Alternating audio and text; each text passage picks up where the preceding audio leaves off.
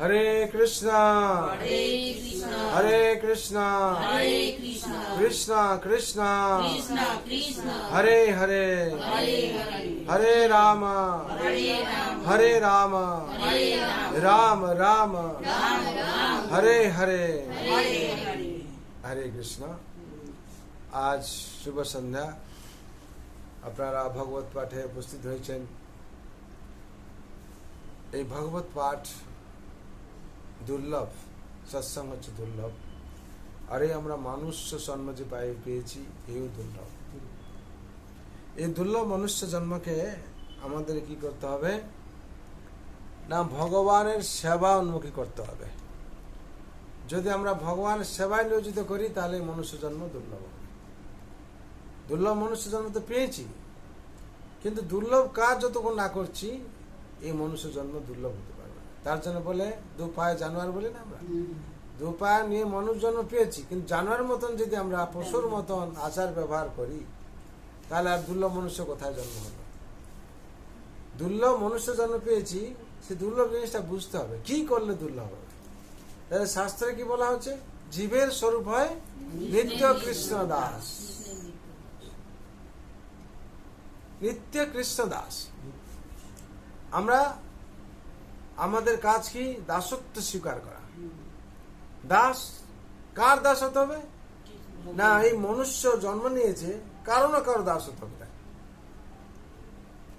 বুদ্ধিমান মনুষ্য যারা আছে তারা কারা দাস হয়, তারা হচ্ছে ভগবানের দাসত্ব স্বীকার করে। আর যারা জড় জগতে আছে, যারা বলে নির্বোধ, তারা মনে করে কি এই মনুষ্য জন্মের কোনো গুরুত্ব নেই, তারা কি করে আইদর হচ্ছে পত্নীর দাস হতে হয়। যদি আপনি ভগবানের দাসত্ব স্বীকার না করবেন, কারো না কারো দাসত্ব স্বীকার করতে হবে। নাহলে কুকুরের দাস হতে হবে, নাহলে যে কোনো পশু পাখি পুষবেন তার দাসত্ব স্বীকার করতে হবে। তাই ঠিক সময় খেতে দিতে হবে, ঠিক সময় জল দিতে হবে, ঠিক সময় তাই পায়খানা পরিষ্কার করতে হবে। আপনি যে কোনো পশু পাখি রাখুন না কেন, হ্যাঁ। আর না হলে কারো না কারো দাসত্ব আপনাকে স্বীকার করতেই হবে। আর তার জন্য বলা হয় যে ভক্ত হচ্ছে কি করে, তার জন্য বলা হয় যে বুদ্ধিমান যে আছে, বুদ্ধিমান ব্যক্তি সে কি করে, ভগবানের চরণে শরণ নেওয়া শিখে। এই ভগবানের চরণে শরণ নেওয়া যখন শুরু হয়ে যায় সেটাই বলে আশ্রিত। সেই আশ্রিত হওয়া মানে যখন মানুষ আশ্রিত হয়ে যাবে তখন কি হবে, সে সর্বাবস্থায় রক্ষা পেয়ে যাবে, সর্বাবস্থায় তার উন্নতি হবে। যেরকম সংসারে দেখবেন যারা যারা ভক্ত আছে, যাদের নাম আমরা শুনছি ভক্তদের, তারা সবাই আশ্রিত।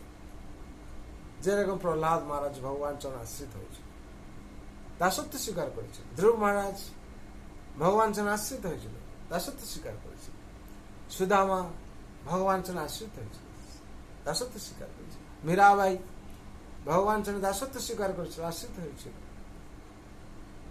সবরী মা ভগবান চরণ আশ্রিত। সংসারে যারা শান্তি পেয়েছে কিংবা যাদের নাম ভক্ত খাতা আছে তারা সবাই আশ্রিত। আশ্রিত ছাড়া ভক্ত হওয়া যাবে না। আরো আশ্রিত আছে, জুনাগড়ে নরসিংহ মেহতা, সেও আশ্রিত। সেরকম তার কথা পরে বলবো। আশ্রিত ছাড়া বলে আশ্রয় লইয়া ভজে তারে কৃষ্ণ নাই তেজে, আর সো মরে অকারণে। যে সংসারে আশ্রয় নেয় ভজনা করছে তারে কৃষ্ণ, তাকে কৃষ্ণ কি করবেন, কখন হচ্ছে নিরাশা করেন না। আশ্রয় লইয়া ভজে তারে কৃষ্ণ নাই তেজে। যে ভগবান শ্রীকৃষ্ণ ছাড়া আশ্রয় নিয়ে ভজনা করবে তাকে ভগবান কখন নিরাশা করবেন না। এই যে উদাহরণগুলো দিলাম, যে আশ্রয় নিয়েছে তাকে ভগবান কোন নিরাশা করেন। ধ্রুব মহারাজ, প্রহ্লাদ মহারাজ, মীরাবাই ইত্যাদি ইত্যাদি অনেক আছে। রবিদাস থেকে আরম্ভ অনেক আছে, হ্যাঁ, রস খান আছেন, কত কিছু আছে, ভক্ত কত নাম বিশ্ব, সবাই আশ্রয় নিয়ে ভগবান চরণে ভজনা করেছে। তার জন্য এই সংসারে এই আশ্রয়ের কথাটা শেখানো হচ্ছে। আর এই যে পবিত্র মাস, পুরুষোত্তম মাস চলছে। পুরুষোত্তম মাসে বেশি করে ভগবানের সেবা, এই যে সাধু সঙ্গ কতটা গুরুত্বপূর্ণ পুরুষোত্তম মাসে বেশি করে করা উচিত। এই যে কীর্তন আপনারা করলেন, হ্যাঁ, বেশি করে করা উচিত। আর একটা সৎসঙ্গে উপস্থিত হওয়া মানে পুরুষোত্তম মাসে জন্মান্তর স্বীকৃতি, এত ফল। ভগবান এই পুরুষোত্তম মাসকে বেশি ভাবে কি করেছেন, গ্রেস দিয়েছিলেন, কৃপা করেছেন। যে সৎসঙ্গ করবে, মালা জপ বেশি করবে, তার 1000 গুণ ফল পাবে। তার মানে আপনারা বুঝতে পারছেন সৎসঙ্গে আপনারা উপস্থিত হয়েছেন কত গুরুত্বপূর্ণ এই মাস।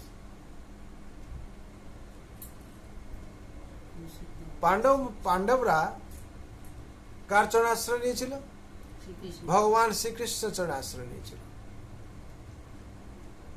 কৌরবরা কার চরণে আশ্রয় নিয়েছিল? কারো চরণে আশ্রয় ছিল না, নিজেরাই রাজা।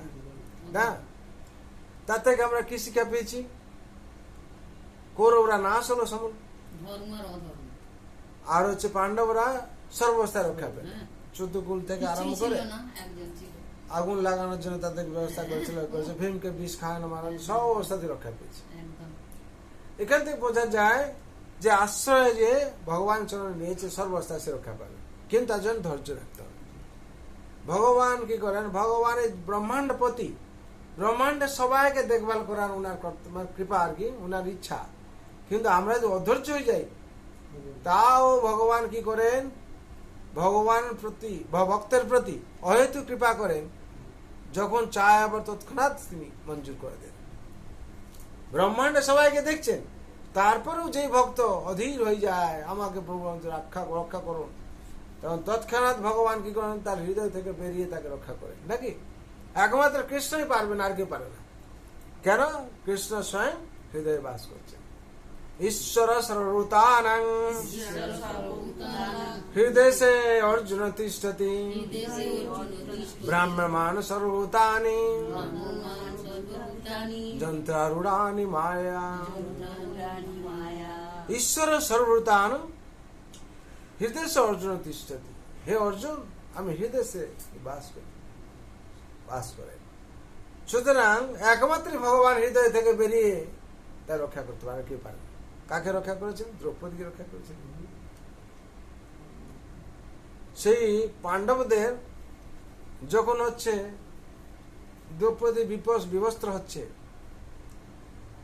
হচ্ছে, পঞ্চপতি আছে, পঞ্চপতি ছিল তো নাকি? পঞ্চপতি তারা রক্ষা করতে পারে। দ্রোণাচার্য ছিলেন, ভীষ্ম পিতামহ ভীষ্ম, কেউ রক্ষা করতে পারে। কৃপাচার্য সব মহারাজ গুরুরাজ ছিল, কেউ রক্ষা করতে পারেনি। তখন হচ্ছে পাঞ্চালী কি করেছে? দ্রৌপদী ভগবানকে ডাকছে, হে নন্দন রক্ষা করো, হে গোপী বল্লভ রক্ষা করো, হে যশোদা নন্দন রক্ষা করো, হে দেবকী নন্দন রক্ষা করো। তখন ভগবান আসেন। ভগবান তখন আসেননি মানে কি? আসার জন্য চাইছেন, কিন্তু এ যখন নামের চেঞ্জ করছে, ওই ভগবান তাই সেই ধারণ করে আস্তে আস্তে সময় লেগে যাচ্ছে। এর সঙ্গে সঙ্গে তো অধৈর্য হয়ে যাচ্ছে। যখন নন্দন বলেছে নন্দ বাবার সাথে আসার জন্য, নন্দন সে, তখন গোপী বল্লভ বলছেন গোপীদের সাথে আসবে, এক পর এক চেঞ্জ হয়ে যাচ্ছে। তখন দ্রৌপদী বলছে, সেই ভগবান এলেন, এত দেরি কেন? তখন বলছে, তুমি তো আমাকে যে ডাকছিলে, তোমার যে ডাকের অনুযায়ী আমাকে আসতে হবে। হ্যাঁ, হে মুরলীধর রক্ষা করো, মুরলী ধারণ করে আসছেন, আবার বলছেন রাধা বল্লভ রক্ষা করো। হ্যাঁ, রাধারানীকে নিয়ে আসছে, আবার চেঞ্জ করতে, এই সব ব্যাপার। তখন কিন্তু আসেননি, তখন বলছেন ভগবান আপনার মান চলে যাবে যদি আমি যদি বিবস্ত্র হয়ে যাই এদের কাছে আর কি। ভগবানকে ডাকে, কৃষ্ণের যে ডাকে তার জন্য, তখন ভগবান তুরন্ত চলে আসেন আর কি। যে ভগবান আপনার ভক্ত যদি লজ্জিত হয়ে যায়, তাহলে আপনার মান চলে যাবে। ধরো যে একজন ভক্তের যদি কোনো অসুবিধা হয়, প্রথমে লোক কাকে বল, তুমি তো এত ভগবান হচ্ছিলে, তোমার কেন ই হলো নাকি? হ্যাঁ। তার জন্য ভক্ত কি বলে, ভগবান আপনার মান চলে যাবে আমি যদি কোনো, হ্যাঁ আমার যদি কিছু হয়। তখন ভগবান আর সময় দেন না, তৎক্ষণাৎ ভগবান কি করেছেন, হৃদয় থেকে বেরিয়ে দ্রৌপদীকে বস্ত্র পাহাড়ের উপর বার বস্ত্র দিয়েছেন। হ্যাঁ, তখন নারী নেই, শাড়ি একমাত্র দেখতে পাচ্ছেন, আর নারী নেই। নারী নেই মানে, চাপা পড়ে নারী নেই মানে কি, শাড়িতে চাপা পড়ে গেছে নারী, শাড়িতে চাপা পড়ে গেছে। নারী চাপা পড়ে গেছে, নারী আর দেখা যাচ্ছে না, শাড়ি দেখা যাচ্ছে। এত শাড়ি, দুঃশাসন টেনেই যাচ্ছে, দুঃশাসন সেন্সলেস হয়ে গেছে, অচেত হয়ে গেছে। সবাই দেখে বলছে এত শাড়ি কোথা থেকে এলো আর কি। তার জন্য ভগবান গীতায় কি বলেছেন, যে আমার ভক্ত কখন নাশ হয় না। ক্ষিপ্রম ভবতি ধর্মাত্মা শাশ্বত শান্তি নিগচ্ছতি বন্দেয় প্রতি জানে নমে ভক্ত প্রণশ্যতি অতি শীঘ্র যাবে সে ভাব দুরাচার ধর্ম ভাব হবে তার ভক্তিতে আমার। হে কুন্তেয় প্রতিজ্ঞা হে শোনো হে আমার যে ভক্ত হয় নাশ নাহি তার। ভগবান অর্জুনকে বলছেন দীপ্তকণ্ঠে ঘোষণা করো, যে সংসারে সে আমার ভক্ত হয়েছে তাকে কেউ নাশ করতে পারবে না। আর ভগবান সেখানে কাঁটায় কাঁটায় করে দেখিয়েছেন। ধ্রুব মহারাজ তার ভক্ত হয়েছিল, কত জীব জন্তু এসেছিল তাকে কাম নষ্ট করে মারে ফেলার জন্য, এইটুকু বাচ্চাকে, 5 বছর বাচ্চাকে কেউ মারতে পারে। প্রহ্লাদ মহারাজ স্বয়ং যার বাবা তার শত্রু হয়ে গেছিল, রাজা হয়, মারার জন্য কত উদ্যক্ত ছিল, কেউ মারতে পারেনি তাকে। সাপের গুড়ে ছেড়ে দিয়েছিল মারার জন্য, সাপেরা তার গলায় যেরকম শিবের গলা হয় সেরকম হয়ে যাচ্ছে, তো আশ্চর্য হয়ে গেছে। পাহাড় উপরে থেকে ফেলে দিয়েছিল মারার জন্য, স্বয়ং ভগবান রক্ষা করছে। তার জন্য ভগবানের যে সংসারে সে ভক্ত হয়ে যাবে, আশ্রয় নিয়ে নেবে, তা কেউ আর মারতে পারে, কারো শক্তি নেই। তখন পাণ্ডবরা যখন এইখান থেকে রক্ষা পেয়ে গেল, দ্রৌপদী মা রক্ষা পেয়ে গেলেন ভগবানের কৃপা দেখে, তখন তারা ভগবান হঠাৎ দেখছেন কৃষ্ণ, পাণ্ডবরা নেই। পাণ্ডবরা কোথায় গেছে না, পাণ্ডবরা জঙ্গলের দিকে চলে গেছে। তখন ভগবান বলছেন সাত্যকী, সাত্যকী ভগবান রথ হচ্ছে চালক, সাত্যকী চলো আমার সাথে। কোথায় না, পাণ্ডবরা কোথায় গেল তাদের কাছে। তখন পাণ্ডব যুধিষ্ঠির মহারাজ সমেত পাণ্ডবরা জঙ্গল দিকে অভিমুখে চলছে। তখন ভগবানকে হাজির, কি হয়েছে, তোমরা চলে এসছো কেন? না এরকম এরকম ব্যাপার। বলছে আমি দুর্যোধনকে মারবো, দুর্যোধন তাকে শিক্ষা দেব, দণ্ড দেব। তখন যুধিষ্ঠির মহারাজ বলছেন, ভগবান আপনি তো কৃপালু, দয়ানিধি, করুণার সাগর, আপনি তাকে কেন দণ্ড দেবেন? আচ্ছা ভগবান বলুন, হে কৃষ্ণ আমাদের এত কষ্ট কেন, এরকম দুর্দশা হচ্ছে কেন, এইসব হচ্ছে কেন? না এই কষ্ট হওয়ার কারণ, তখন পুরুষোত্তম মাসের কথা বলছেন ভগবান। এই যা পূর্ব বর্ণিত আছে, পদ্মপুরাণে বলা হচ্ছে পূর্ব বর্ণিত যার প্রারব্ধ যেরকম আছে তাকে ভুগতে হবে, প্রারব্ধ থেকে বাদ যাবে না। দ্রৌপদীর কর্মের জন্য তাকে ফল ভুগতে হচ্ছে। কি কর্ম করেছিল না, দ্রৌপদী ছিল মেধা ঋষির কন্যা। ভগবান তখন কি করছেন, যুধিষ্ঠির মহারাজের ঘটনাটা বলছেন। মেধা ঋষির কন্যা ছিল, তার মা অপ্রকট হয়েছিল। একদিন দুর্বাসা মুনি এসেছিলেন, তখন দুর্বাসা মুনিকে মেধা ঋষির কন্যা প্রশ্ন করছে যে আমার তো মা নেই, আর কিছুদিন বাদে বাবাও অপ্রকট হয়ে গেল, আমার যেন একা একা মনে হচ্ছে, আর আমার এই গ্রামে সব মেয়েরা সব কি করছে, বিয়ে করে তার শিশুকে কোলে নিয়ে আসছে, আমারও ইচ্ছা হচ্ছে আমার সংসারে কেউ থাকুক। হ্যাঁ, তখন দুর্বাসা মুনি বলছেন তুমি ভালো কথা বলেছ, কিছুদিন পরে আসছে কি পুরুষোত্তম মাস, সেই পুরুষোত্তম মাসে তুমি যদি পুরুষোত্তম মাসের ব্রত ঠিকভাবে পালন করো, তাহলে তোমার সবকিছু মঙ্গল হবে, প্রাপ্তি হবে। তখন এই মেধাঋষির কন্যা যে ছিল, একটু ঋষির কন্যা যেহেতু, প্রশ্ন করছে দুর্বাসা মুনিকে, এত কিছু মাস থাকতে থাকতে আবার এই পুরুষোত্তম মাসে কিসের আবার, এই অধিক মাস মল মাস একে বলে, এইসব আবার কি করবা? ঠিক আছে, বলছে কার্তিক মাস আছে, মাঘ মাস আছে, বৈশাখ মাস আছে, এত ভালো মাস সব আছে, আপনি এই অধি মাস বলছে যে তাকে কে, সেটা কি করে আমার ইয়ে? তখন সে কি করেছে, পালন করার যাত্রা ই করে না মানার ফলে তখন কিছুদিন বাদে দুর্বাসা মুনি আবার এসছেন, পালন করছো না, করেনি, এসব ব্যাপার। বলে কি বলো, তুমি আমার মিত্রের কন্যা, তোমাকে তো অভিশাপ দিতে পারি না, কিন্তু ইয়ার ফল তোমাকে ভুগতে হবে, যেহেতু তুমি পুরুষোত্তম মাসকে অবজ্ঞা করেছ, পুরুষোত্তম মাসকে অবজ্ঞা করেছ, তার ফল তুমি।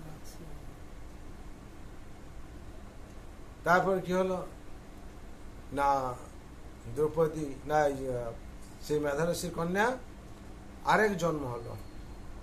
দ্রৌপদ রাজার সন্তান ছিল না, তখন সে যজ্ঞ করলেন, তার থেকে এই দ্রৌপদী জন্ম হয়, তার নাম হয় দ্রৌপদী, অগ্নি থেকে জন্ম হল।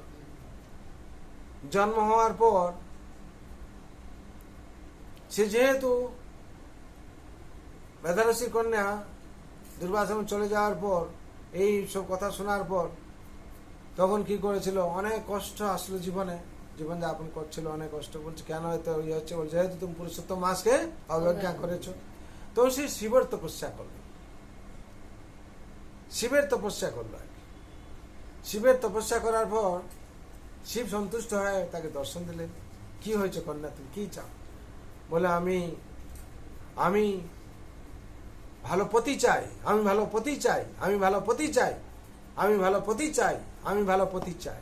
ভগবান শিব তখন তথাস্তু করে দিলেন, বলছেন তোমার 5 পতি হবে। বলে এই 5 পতি আমার হয়, এইসব হয় নাকি? বলে যেহেতু তুমি 5 বার বলেছ ভালো পতি চাই, আর যেই 5 পতি হবে গুণবান হবে, যশস্বী হবে, সুন্দর হবে।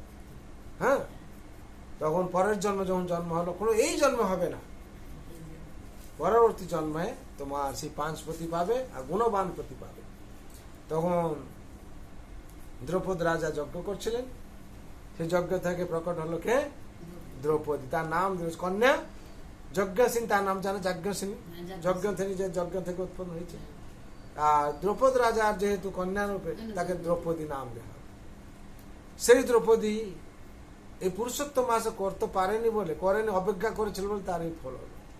আর তার ফল এসে আবার এইখানে কষ্ট পাওয়া, এই করা, যে যেগুলো হয়েছিল সেই ফলগুলো সে পেল। এইবার এই ফল পুরুষোত্তম মাস অবজ্ঞা করার ফলে পেল আর কি। যেহেতু ভগবান শ্রীকৃষ্ণ চরণে আশ্রিত ছিল, আশ্রয় কথায় সে আছে আর কি, আশ্রয় লইয়া ভজে কৃষ্ণ তারে নাঙ্গে,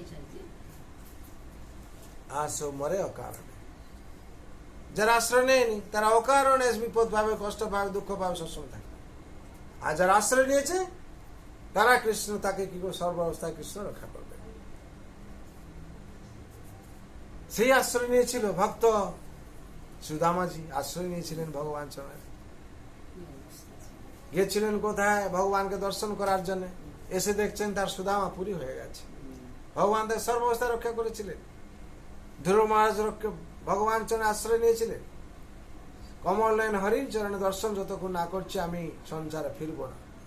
সেই ভগবান দর্শন দেওয়ার পর তাকে ধ্রুবরাজ দিয়ে দিলেন, তার মনের বাঞ্ছা পূর্ণ করলেন। প্রহ্লাদ মহারাজ ভগবান নৃসিংহদেব চরণে আশ্রয় নিয়েছিল। আশ্রয় নেওয়ার ফলে তার জীবন ও শ্রেষ্ঠ ভক্ত পরিণত হয়েছিল প্রহ্লাদ মহারাজ, নাকি? তা কেউ নাশ করতে পারে না। এই সংসারে যে সে আশ্রয় গ্রহণ করেছে সে সর্বস্থা রক্ষা পেয়েছে। আপনারা দেখুন, সূর্য দেবতা কার আশ্রয়? কার আশ্রয়? ভগবান রামচন্দ্রের আশ্রয়, সূর্যবংশী। ভগবান রামচন্দ্রের আশ্রয় সূর্য দেবতা, যার জন্য সূর্য দেবতা স্বয়ং ভগবানের এক চোখ বলি আমরা সব সময়। হ্যাঁ, চন্দ্রকার আশ্রয় ভগবান শ্রীকৃষ্ণচন্দ্র, কৃষ্ণচন্দ্র দেবতা। চন্দ্র আশ্রয়। এই আশ্রয় সব থেকে শ্রেষ্ঠ। সংসারে আমরা থাকতে গেলে ভগবান চরণে, গুরুর চরণে আশ্রয় নিয়ে চলতে হবে। নিজের ইচ্ছার মতন চলবে না, চললে হবে না। যা ইচ্ছা তা করবে তুমি, তা কিন্তু চলবে না। ভালো ছড়া মন্দ করলে পরিস্থিতি ছাড়বে। ভালো কি না, ভগবান চরণে আশ্রয় রেখে চলা, হ্যাঁ, ভগবান অনুশাসন পালন করা, গুরুদেবের নির্দেশ মতন চলা। সদ্গুরু যে ভগবানকে মানেন, শাস্ত্রকে মানেন, তার নির্দেশ মতো চলা। আর কি না, ভগবান যে অনুশাসন দিয়েছেন সেটাকে পালন করে চলা। তাহলে সর্বাবস্থায় আপনার উন্নতি হবে। সেই আশ্রয় গ্রহণ করেছিলেন জুনাগড়বাসী নরসিংহ মেহতা। নরসিংহ মেহতা ভগবান শ্রীকৃষ্ণ ছাড়া আর কিছু বুঝতেন না। এরকম তো অনেক ভক্ত আছে, যেগুলো বললাম এক একটা করে, সুদামা থেকে আরম্ভ করে, অনেক মীরাবাই থেকে আরম্ভ করে, সবার থেকে আরম্ভ করে। সেই নরসিংহ মেহতা গরিব ছিল। দু ভাই, বড় ভাই ধনী আর গরিব। গরিব কি, দু ভাই একসাথে ছিল। এ যেহেতু রোজগার ছিল না, তাকে আলাদা করে দিয়েছিল। এ খুব ভালো ভক্ত, ভালো কীর্তন করে। বাবার শ্রাদ্ধবার্ষিক এসছে, শ্রাদ্ধবার্ষিক এসে কি করবে, বড় ভাইয়ের টাকা প্রচুর আছে, কেরকম টাকা পয়সা, তারা কি করছে, অনেককে নিমন্ত্রণ করেছে, করছে। আর এই ভাইয়ের ইচ্ছা কি, বাবার শ্রাদ্ধবার্ষিক করবো, কিন্তু টাকা পয়সা তো নেই, কি করবো। কিন্তু বৌমা যে ছিল, তার স্ত্রী, সে কিন্তু সুগৃহিণী ছিল। সে বললো ঠিক আছে, আমাদেরকে টাকা পয়সা নেই তো কি আছে, গয়না দিয়েছে বের করে, তাকে ওইটা নিয়ে বিক্রি করে নিয়ে আসবে। ও কি করেছে, গয়না বিক্রি করে অনেক জিনিসপত্র এনেছে, যা যা সামগ্রী সব লাগবে, কিন্তু ঘি আনতে ভুলে গেছে। যখন ঘি আনতে ভুলে গেছে, টাকা পয়সা তো নেই, কি করবে, সব শেষ হয়ে গেছে। তখন গেছে কি করার জন্য, ঘি আনতে গেছে আর কি। বাজারে যখন ঘি আনতে গেছে, আমরা সাধারণত বাজারে গেলে কেউ টাকা পয়সা নিয়ে যদি পরিচিত কেউ দোকান থাকে, তাদের সাথে একটা কন্ডিশন হয়েছে কি, আমি তোমাকে 10 দিন বাদে দিয়ে দেবো, আর বাবার তো আজকে শ্রাদ্ধ, তুমি কিছু টাকা পয়সা দাও না, কেউ সামগ্রী দাও কিছু। নরসিংহ মেহতাকে বলেছে আমার কিছু ঘি লাগবে, আর সে ঘি দাও। তখন ও একটা কন্ডিশন করেছে, তোমার ঘি দেবো, একটা আমার ভজন শোনাতে হবে ভগবানের। কি শোনাতে হবে? যারা ভক্ত থাকবে দেখবেন, কাউকে যদি কেউ দোকানদার কিংবা দেখেন কেউ তো হরি কথা বলুন না, ভাগবত কথা বলুন, যদি আমাদেরকে বলে, দেখা হয়ে গেলে কেউ ভগবানের কথা একটু বলুন না। আর আমরা তো ভগবান কথা বলার জন্য আকাঙ্ক্ষী সবসময় থাকি। একটা কোনো শব্দ থেকে শুরু হয়ে গেল, বেশ চললো আর কি, পরম আনন্দ প্রাপ্তি হয়ে যায়। তার জন্য ভগবান গীতায় বলেছেন, মচ্চিতা মদ্গত প্রাণাম বোধয়ন্ত স্পরস্পরম কথয়ন্ত সমাং নিত্য দোষন্তি চ রমন্তি চ। মচ্চিতা মদ্গত প্রাণা বোধয়ন্ত স্পরস্পরম। ভক্ত এবং ভগবান, ভক্ত আরেকজন ভক্তের সাথে যখন সাক্ষাৎ হয়, ভগবান কথা একমাত্র হয়। আর ভগবান কথা হওয়ার ফলে পরমানন্দ লাভ হয়। তখন এই নরসিংহ মেহতা যখন ভক্ত, কীর্তন জানে, ভগবত কথা জানে, কীর্তন জানে, সব জানে, যখন আরেকজন ভক্ত তাকে স্বাগতম করছে যে একটা আমাকে ভগবানের কীর্তন বলে শোনা, তখন কি করেছে, ও কীর্তন করতে শুরু করেছে। সেই সন্ধ্যা থেকে 4-5টা থেকে গেছে, কীর্তন শুরু হয়েছে, ধরে চলছে আর কি। ও ভক্ত শুনছে, এও কীর্তন করে যাচ্ছে। তখন দেখা যাচ্ছে রাত প্রায় হতে শুরু করলো আর কি। তখন তো সবাইকে তো এবার তো শ্রাদ্ধ দেবে। আর ভগবানের চিন্তা, ভগবানের কার চিন্তা থাকে? জগন্নাথ দেবের ভক্তের চিন্তা থাকে। ভক্ত যেরকম ভগবানের চিন্তা করে, তার জন্য ভগবান বলছেন, ভক্ত মাম অভিজানতি জবাঞ্চস্মিনি তত্ত্বত তত্ত্বমাং তত্ত্বত জ্ঞাতা বিশতে তদন্তরম। ভগবান বলছেন, আমি যা আমার ভক্তই জানে, আর কেউ বুঝতে পারবে না আমাকে। আর আমার ভক্ত যা আমিই জানি। কেন? ভগবান অন্তর্যামী রূপে সবসময় তার অন্তরে আছে। ভক্ত কি চিন্তা করছে, কি জানাতে চাইছে, সবসময় ভগবান তাকে চিন্তা করে। এইভাবে ভক্ত এবং ভগবানের কম্পিটিশন চলছে। কি? ভগবান আপনার কীর্তন ছেড়ে আমি যাব না, যা হয়ে যাক হয়ে যাবে, ভুলে গেছে। ভগবান বলছেন তোমার কাজ আমি করব, তুমি আমার কাজ করো, আমি তোমার কাজ করি। আমি তোমার কাজ করব। দুজন দুজন কেউ কাকে বলার কিছু নেই। বল তুমি আমার কাজে তো ব্যস্ত আছো, আমি তোমার কাজ নিয়ে ব্যস্ত থাকলাম। তার জন্য বলা হয়, হ্যাঁ, শ্রদ্ধা শব্দে বিশ্বাস কয়, শব্দে বিশ্বাস সুদৃঢ় নিশ্চয়, নিশ্চয় কৃষ্ণ ভক্তি করলে সর্ব ভক্তি করলে সব কর্মকৃত হয়। শ্রদ্ধা শব্দে বিশ্বাস করে সুদৃঢ় নিশ্চয়, কৃষ্ণ ভক্তি করলে সর্বকর্মকৃত হয়। ভগবানকে যদি আমরা ভক্তি করি, তার মাধ্যমে দিয়ে আমাদের সব কর্ম হয়ে যাবে। কেউ অফিসার আপনাকে জানে না, কিন্তু আপনি যাওয়ার সাথে সাথে বলছে, ও আপনার এই কাজটা বাকি ছিল না, আপনি কবে এসেছিলেন, হ্যাঁ অন্বেষণ করে দিই কাজটা। হঠাৎ আপনার বলতেও হয়নি, সে বলছে। কিংবা এরকম দেখবেন, অফিস বন্ধ থাকতো, ঠিক আপনি যাওয়ার সময় 5 মিনিট আগে খোলা আছে, কিংবা 2 ঘন্টা আগে বন্ধ হয়ে যাবে, এরকম ব্যাপার। বলবেন আমি যেতেই বন্ধ হয়ে গেল, কাজটা হয়ে যাওয়ার পর বন্ধ হয়ে গেল। ভগবান তিনি বসিয়ে রেখেছেন তাকে, আমার ভক্ত আসছে। অনেক ঝামেলা কাজ আছে যেগুলো সমাধান হয় না। এরকম একটা লোক এলো যে আপনার কাজটাই সমাধান করে দিয়ে চলে গেল। কে এসে